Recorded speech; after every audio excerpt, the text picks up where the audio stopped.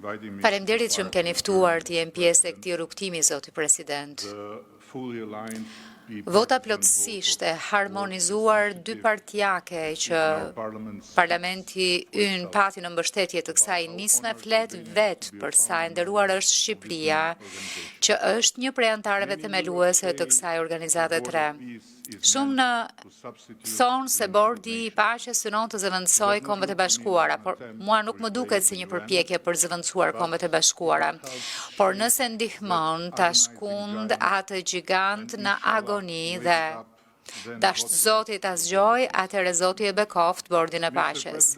Zoti president,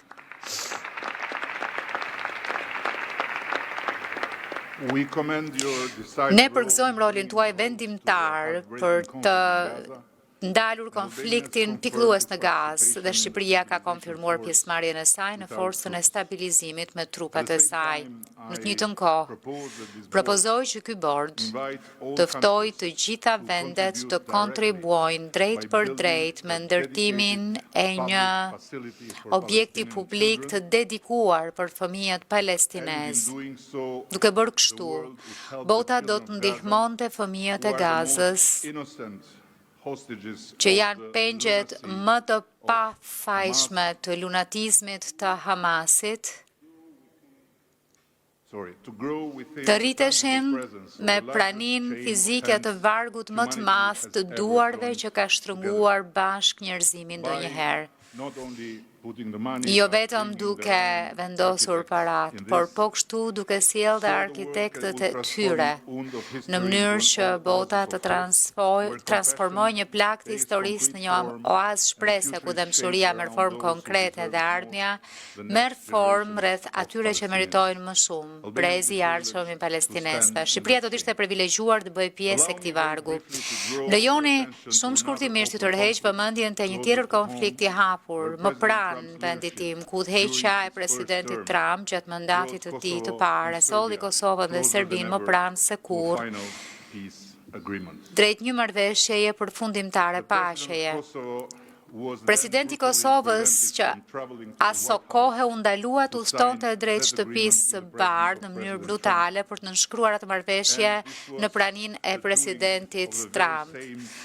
Dhe në fakt kjo ishte ajo çfarë u bë nga ai prokuror sikar që përndoqi edhe vetë presidentin Trump dhe për këtë u bë i famshëm botërisht. Sot, presidenti i Kosovës ka kaluar 6 vjet në një paraburgim nga një gjykatë e posaçme në Hag sponsorizuar nga një sër shtetesh demokratike, disa prej tyre të pranishme këtu e që duhet ju vi turp nga ajo lloj drejtësie ndërkombëtare. Vetëm javën e kaluar, zoti president, një tjetër prokuror i financuar nga ky vend i madh e tatim paguesit e tij kërkoi 45 vjet burgim për të. Një kërkesë që shkaktoi një val tronditse poshtërimi në të gjithë tërësinë e një vendi paqëdashës. Dhe në këtë moment ka vetëm disa muaj që qëndrojnë midis një njeriu që ngrit nga rezistenca ndaj spastrimit etnik për të bërë paqe bërës dhe një rezultati shkatrimtar në një gjykatë që deri tani ka dështuar në çdo hap të vetin t'ju përmbahet standardeve të drejtësisë demokratike. Për hir të Zotit, zoti president, le të bëjmë diçka përpara se, siç thoni ju, gjëra shumë të këqija të mund të ndodhin sërish.